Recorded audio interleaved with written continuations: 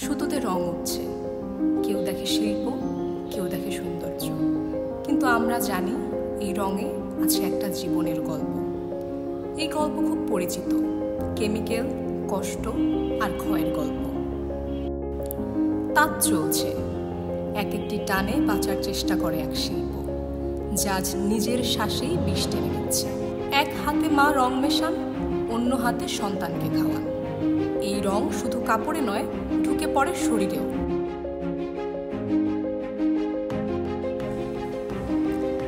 সে বুনে যায় নিঃশ্বাস গুনে গুনে, কিন্তু কাপড়ের ভাঁজে জমে শুধু ক্লান্তি আর ক্ষোভ।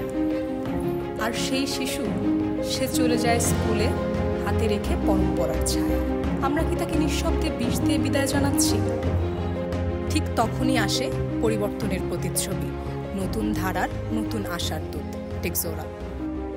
শিল্প যখন পরম্পরা, টেকসই পদক্ষেপ হোক নতুন গল্প। টেকজোরা বোঝে, শুধু কাপড় নয়, রং বাঁচলে তবেই বাঁচবে জীবন।